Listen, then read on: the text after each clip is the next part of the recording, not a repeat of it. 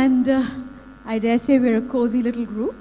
So without further ado, I'm going to start talking about books, specifically books for an age group that we've started calling young adults now, and writers of young adult books who also write other books as well. Some years ago, I wrote a couple of young adult books myself, and at that point in time, I remember when my would-be publishers came back and said, we think this is a great young adult book or book for young adults. I thought, I've never thought of myself as a YA writer. I thought of myself as a writer or maybe a storyteller. So I remember being a little uncomfortable with this YA tag. Now, how would you describe yourselves? Are you writers? Are you YA writers? Are you storytellers? Are you advocates? I mean, Anjana, we'll stop with you and then Merete. Okay, I would describe myself as a writer and a storyteller. And I think anything else that gets into the stories and the writing just comes because I think if you're being true to what you're doing, certain things come in. So that's about what I would have to say.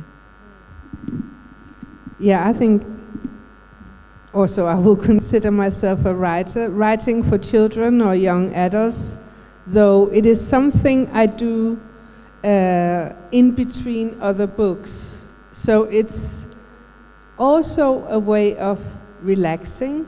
In the sense, it's not that it's easier, it's just maybe less, I don't know, maybe I drag less on my own experiences or something. It's a more playful.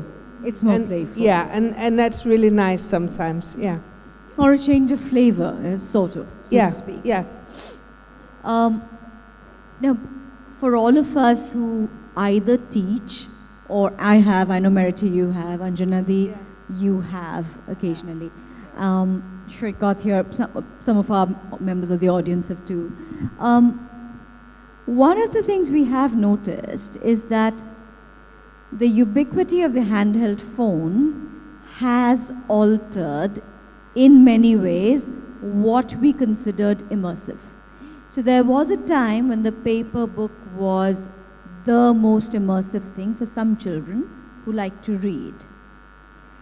And for children who didn't like to read, there were lots of other things that were immersive. There were sports, they were watching sports on TV, there were films, all of that. Now, this one device has altered our lives in multiple ways, and it has altered storytelling, both for readers and writers. So, how has your writing changed? Has it changed at all? Have you seen a difference in the behavior of your young readers as a result of the phone? Not really, because I don't know, I don't talk to my smartphone very often, unfortunately. And I tend to believe that people who like reading, children who like reading, will continue to read. Yes, I have 3 nephews and a niece who are sort of smartphone friendly, but of them, 3 of them are actually readers, and I don't think I had too much to do with that. That was something that was there. So I'm hoping that despite the smartphones and everything else, the children who like reading will read. And there is, of course, I don't know. There was a story in the Telegraph a while back about a cafe in Shantiniketan where they were offering people free coffee if they would sit for an hour with a book. So I guess it's not just children, it's adults actually. So it's a phenomenon which one needs to tackle. And I hope it will be tackled. I think it is actually, in a way. Are readers reading differently because of technology, Merete? Yeah, well, I think for me, I have taken it as a challenge to, instead of saying children or young adults should read on paper. Say, well, if you like to read on your mobile phone or your tablet, let me create literature for you to read on the phone or the tablet. I wish I could show it to you here, because I made some different apps, both for smartphone and for tablets, which are literary stories, working with interactivity or different ways of reading. Because I think that for me, paper is just, I said that also before, paper is just a form. It's not content. The words are the content, the story is the content. The book is just a couple of 100 years old. Literature is much, much older. And I think it's interesting to try and meet the young people where they are, and they are, as you say, on the smartphone. So to write stories on the smartphone and to have them develop stories on the smartphone is really interesting for me. So what you're saying is storytelling is evolving and books are one medium, and reading itself is split into reading on paper or reading on the phone, or you can consume a story by listening or by experientially even contributing to the story, which we are seeing more and more of. It's just that publishing hasn't yet adapted to this kind of interesting behavior. Perhaps someday. But tell us a little more about your work, Anjana. I know your latest book that is out is not a YA book, but you've worked for many years in conservation, and you have a range of books on that, and I'd really like you to tell us about it. Conservation is actually, I don't know if I worked on it. It's something that came about quite accidentally, because I and a friend were in Nainital and we were talking about ghosts one cool winter night. And if you're going to talk about ghosts in Nainital, the most famous ghost is Jim Corbett's ghost. So she said, okay, you write, why don't you write a story on Jim Corbett's ghost? And for some reason, well, I don't know, I kind of thought that was an interesting idea. What would a man whose ghost incidentally has been seen in Almora and various places as red lights and blue lights, God knows what. Anyway, it's supposed to be his ghost. What would he do?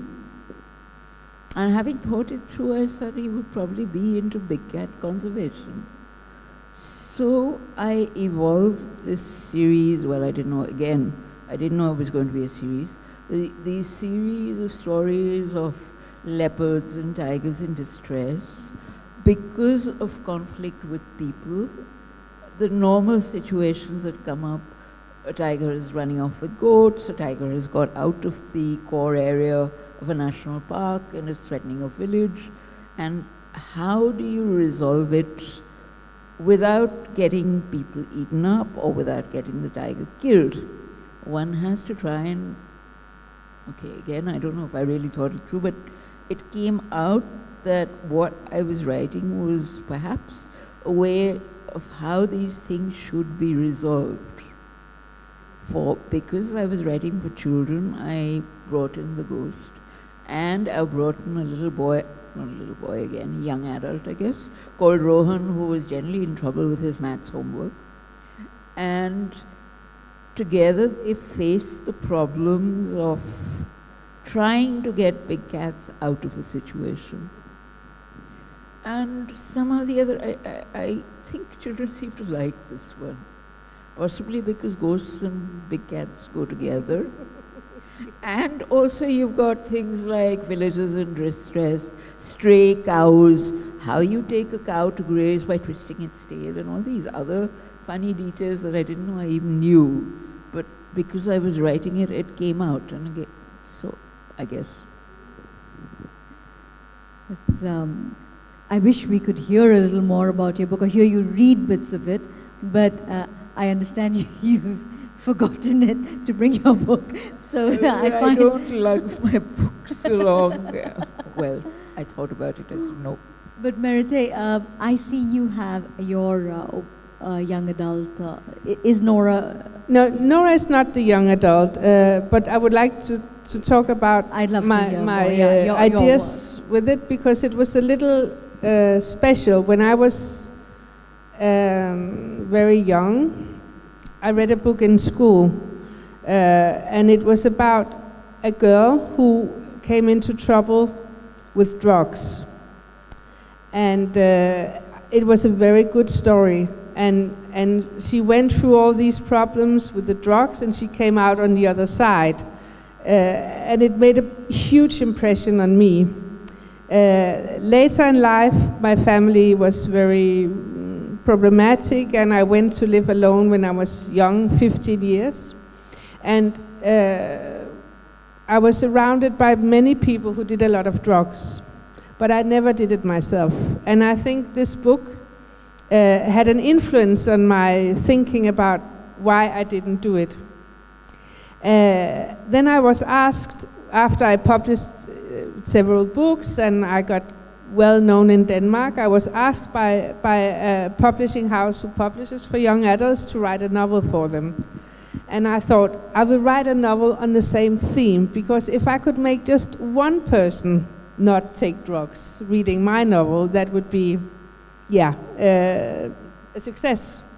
So I wrote this novel, and it's being read in schools, and I'm very happy for that, because it's I think it makes a difference. And it's about this young girl, and she lives in a family. They're very nice family, but they have divorced, and both her parents have new families. So even though they're like upper class and they have time for their children, she's like somewhere falling in between the families. And so she has this hole, if you may say, that she's trying to find out what to do, and is being tempted by people who do drugs, and she has like a journey with it, but she also comes out on the other side more wise, and I think the young readers will think that she's like saved.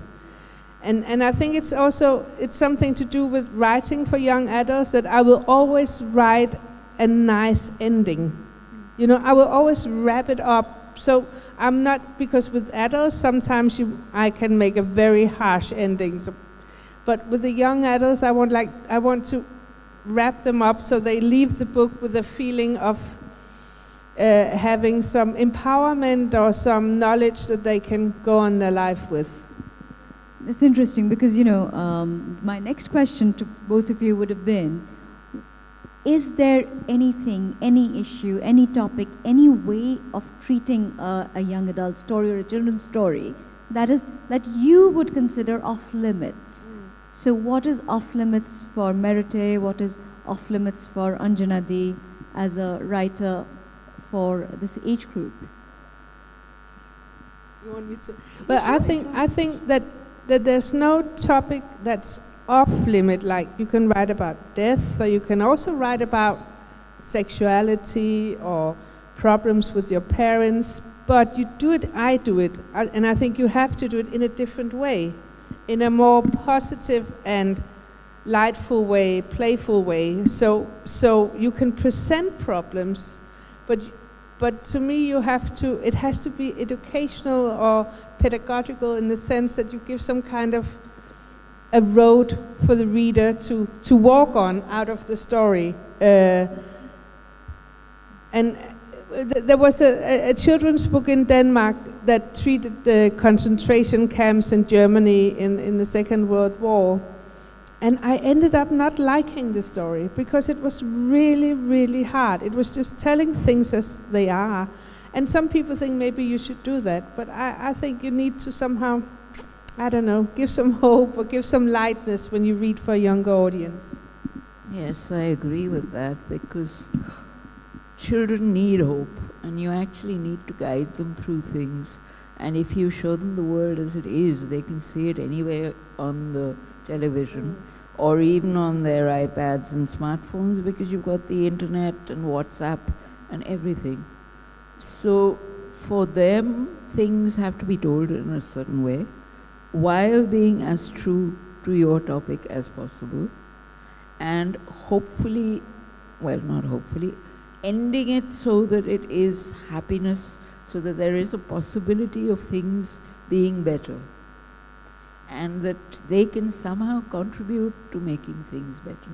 This is really interesting because, as I was asking this, now as I was formulating this question, I was thinking of sort of the same thing, that no topic is necessarily off limit, but perhaps what is off limits is cynicism.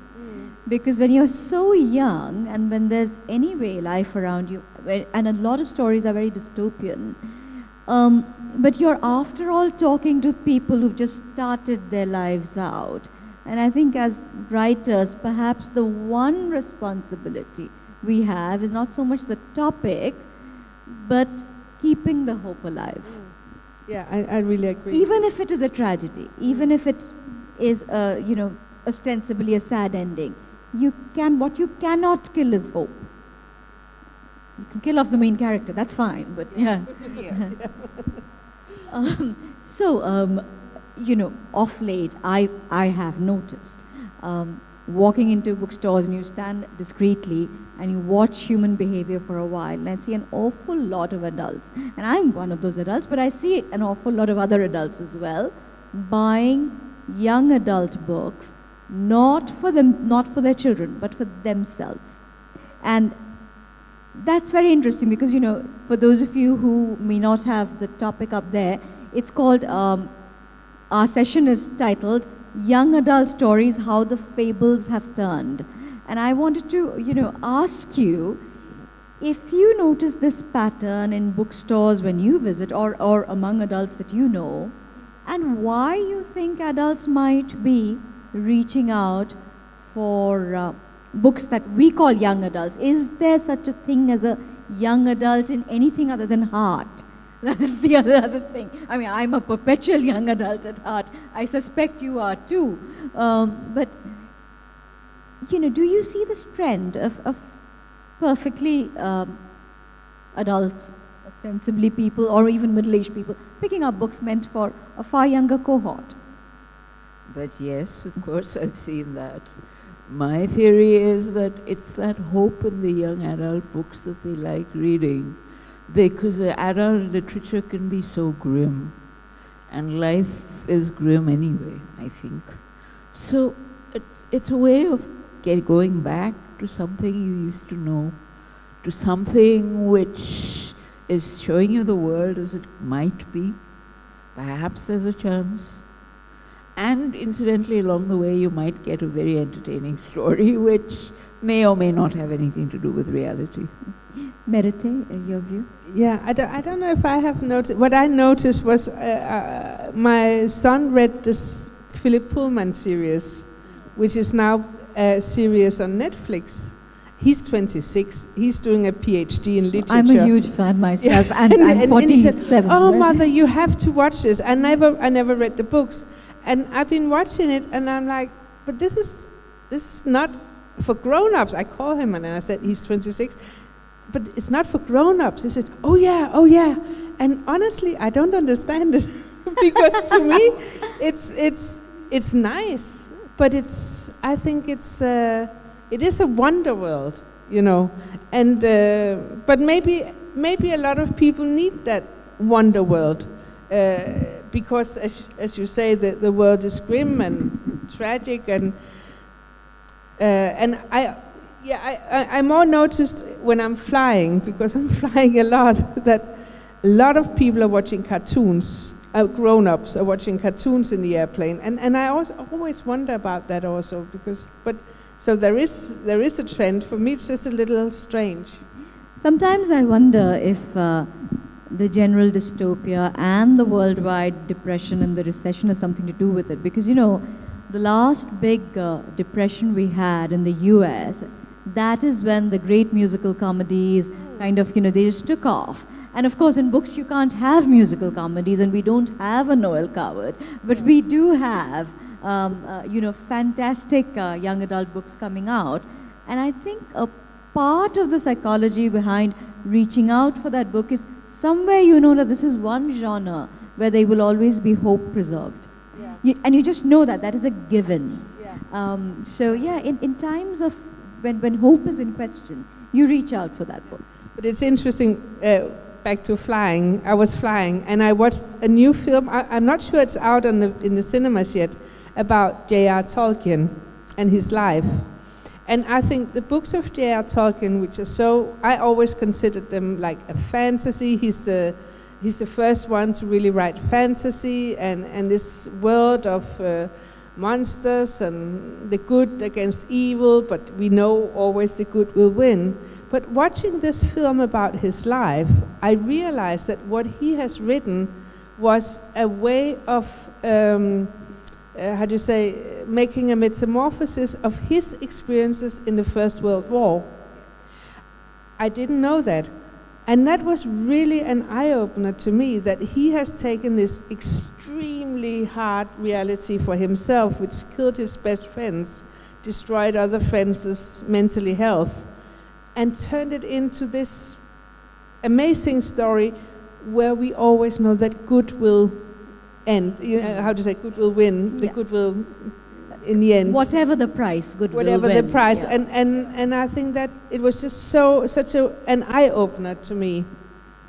Sometimes I do feel that writers have that wonderful quality, writers and storytellers, of being in the darkest of times, knowing that it is the darkest of times, and bringing out the best distilled version of hope for everybody that they can bring out. And I think, you know, books don't sell as much as we'd like them to. Nobody makes much money. But the bigger picture is that, yeah, that is what everybody tries to do. And if you do a good job at it, halfway decent job, it's a fabulous description of a life.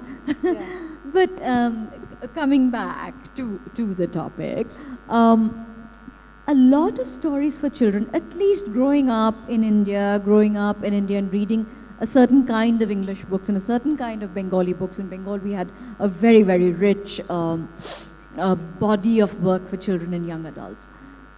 As I grew up, however, I found, you know, gender biases, caste biases, class biases, things that, you know, a lot of things that I would not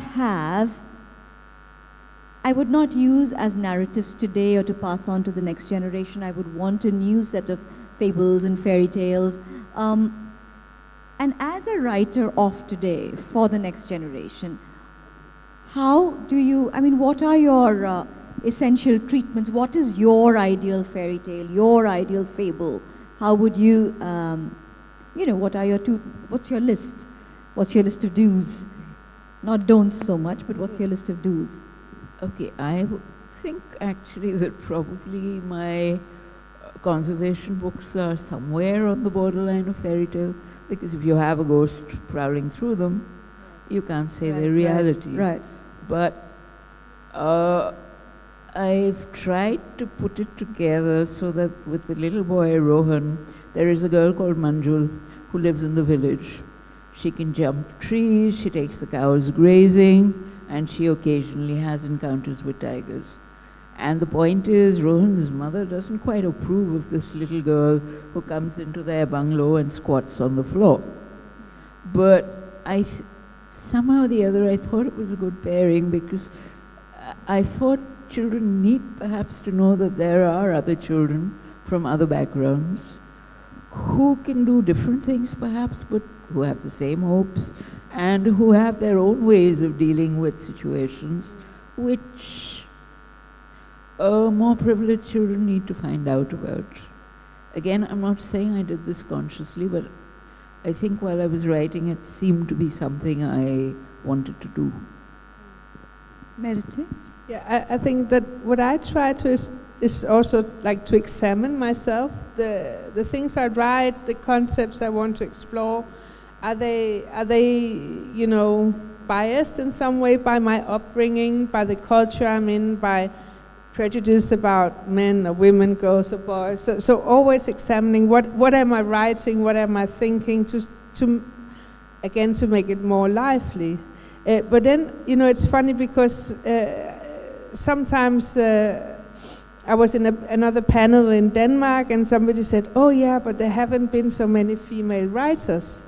And I sat thinking, and I realized that when I was a child, I read so many female writers, like Laura Ingalls Wilder, you may read here also, Enid Blyton, Astrid Lindgren, and in Denmark we have many more.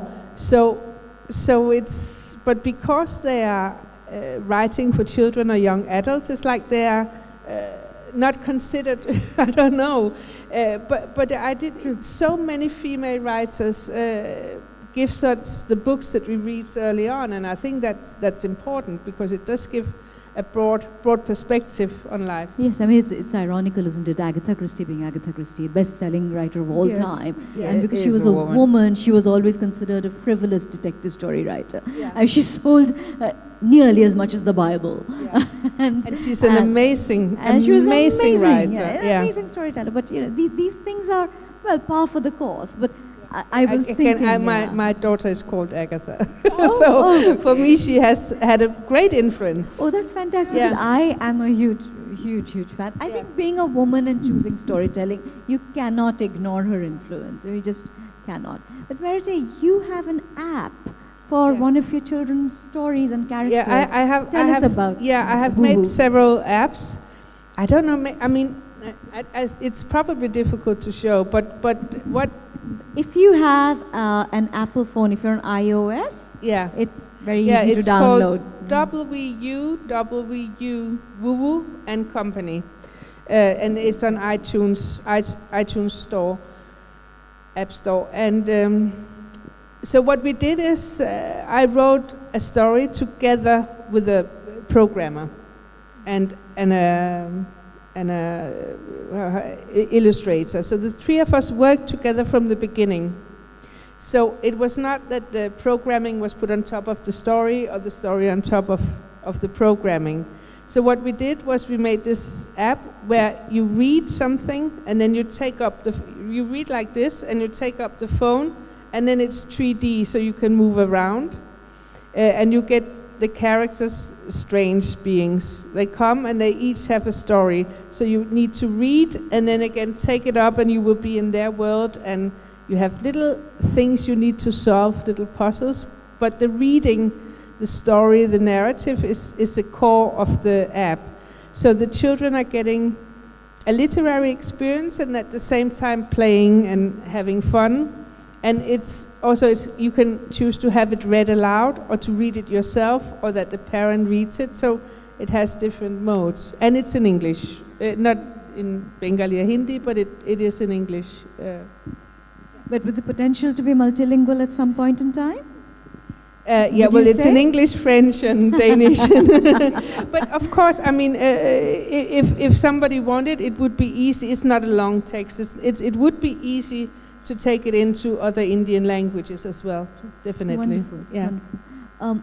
So what is your latest work? I know your new book is not for young adults, but it sounds like a fabulous romp. And Merete, I want to know about your latest book as well.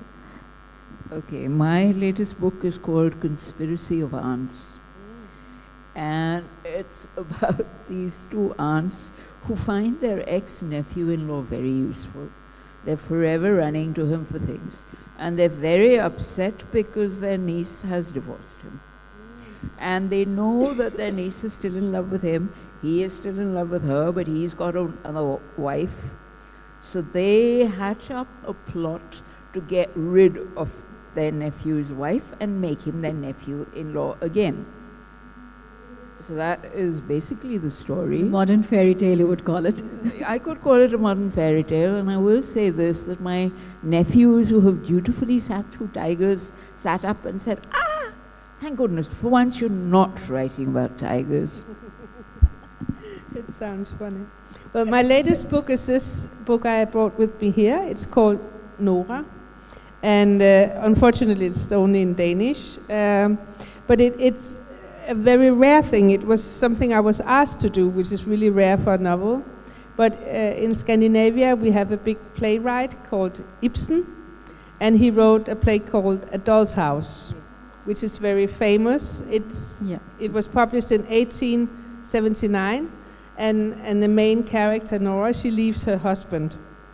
And so there was a big thing in Norway, and they wanted me to write this novel, so I did. And what I did was I took Nora as a historical person and wrote her life from when she was a child until the time of the play. So it's, it's maybe a very literary thing, but I have a historical education, and I like to try to bring life into time past. So it's been really a pleasure writing this book. It's very interesting because Satyajit Ray, the Bengali filmmaker, he did an adaptation of Ibsen's Doll's House some years ago. Yeah. And I'm sure people here would be delighted to know more. Yeah. But is there an English translation, or will there be one soon? We can hope. We can hope. Yeah. We can hope.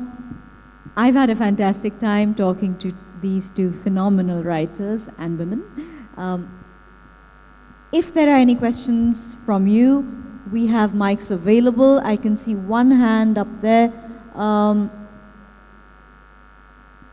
I don't mind giving my mic. Just take mine.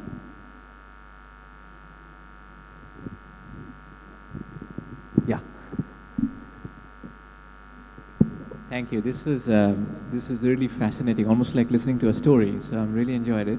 I had a couple of questions. One is, I, in addition to writing, I also teach creative writing, and one thing I notice among young writers is this almost really significant obsession with fantasy and magic. And I think we all like fantasy and magic. I think it's really, really wonderful. And yet I sometimes kind of feel like they're missing out on this wonderful real world we live in. And especially, for people, in high school or college living in Indian cities, it's an incredible experience. And, in my work as Josh and Anjana, you know that I'm very rooted to cities, locations, and I wonder why this sense of missing out on the real. And I can see that because so much of their entertainment is from the digital world. They're coming out of a diet of Harry Potter or Tolkien, which is wonderful. But I also look back and think that, even when we loved reading fantasy and magic, I think when it was most interesting was when it was actually melted into the real. Like, I'm thinking someone like Roald Dahl, who is magical and ethereal. At the same time, I think your conservation books, are like that. There's a sense of place. Or even looking at, Bangla writers like Leela Majumdar or, Satyajit Ray, there is always the real and the fantastic together. So there is a sense of enjoyment of the real. And I wonder, why we are kind of, I won't say entirely, but there's a sense of depletion of the real, which I think is a bit of a loss. I wonder what you thought of that. I have a feeling that this is because people are always looking for a world that is better. A world where you can get the better of the villain, or where a vampire who lives forever will lose his heart to a human being, or where you have these superheroes that take on dark forces and win against all odds. And some of them are set against historical backgrounds, simply because I think people are kind of, at one level, very bored with the world that they see every day. It is the writer's choice as to whether he does fantasy or not. It is the readers to decide which world he or she wants to inhabit. So therefore, you have a Harry Potter, which is Enid Blyton gone magical. It's a school story with magic. So that is real and unreal. You can have all those things in the real world, can't you? I mean, you can have all those stories set in the real world also. You can, but you have a choice. The werewolf stuff is very popular because of the worlds it inhabits. It gives you free reign over the imagination. You can range wildly. You can't do that with the real world, because somewhere or the other you'll have to stop. You can throw in a witch, you can throw in a ghost, you can throw in magic, yes. But, well, I would second that with one more point though. When we were children, I don't think we were monitored so much. You know, we were not monitored on what we read, what age we were when we read it, how we played, with whom we played, how long we played. Play dates weren't set up for us. It was not such a very, very controlled world. So we did not, I think, feel the need to escape so much. I think children nowadays, because they're monitored so much, they've just escaped into fantasy as a way of reading. That's just my 2 cents on it. Yeah, but even that time, I remember the Narnia books were just coming out, and I was in London then. So it's not that the fantasy worlds did not exist. Narnia, for example, is a telling of a Christian myth in certain ways. Yes, I agree with her that now in a monitored world, people like all these Marvel comics, they like superheroes, they love vampires, but they've always loved vampires. Ever since Bram Stoker brought out Dracula, the vampires has been a runaway success. And now you have romantic vampires. So you can just curl up with a book or an app and let your imagination go, and hopefully your mother isn't there to say, excuse me, you have a unit test tomorrow? Have you finished? Yeah, no, but I'm thinking the other side of it when the young people write themselves, that I would never allow them to write fantasy, because it's I mean, if you're doing a course, of course, when they're themselves, they can do what they want, but teaching, because it's somehow a little easy. It's somehow, not that Harry Potter or Narnia are not very, very good books, but when they write themselves, it's like it's easy for them to go off into a fantasy world where it's much more difficult when they need to write about reality. So if I'm teaching, they need to write something very concrete, because it teaches them a lot. Then maybe later in their own, they can create their own world, but I think it's, when they write, it's because it's easy, yeah. I think I agree with you, because I think, you know, a really good fantasy work requires so much world building. I mean, Yeah. thinking of Tolkien and Harry Potter, obvious examples. It's like you're giving up a readily available world and you're going to create a new world. So that requires so much work. And a lot of young people I see, you know, people in college, they're not really willing to put in that world. No. So the result is you get something very abstract, Yeah. and you can't really connect to it. Yeah. And I'm like, why are you living out this wonderful sensory concrete world that is there? Yeah. And I completely agree with you what Josh was saying, that it's Yeah, you know, and also, the as you say, monitoring. like a Harry Potter, it's, when you go through it, it's consistent. Yeah. And it's that consistency that often lacks when people start writing. Yeah. But one of the reasons why they do it for young people writing for themselves is it gives them free rein. They can just write what they like. Whereas if they look at the world around them, their imagination sometimes gets, I think, a bit stuck. So that is why most of them get into fancy. Like most people start off by writing poetry, because poetry has no bounds. You can do what you like. So in the same way, if you're writing a story, well, fantasy has no bounds, actually.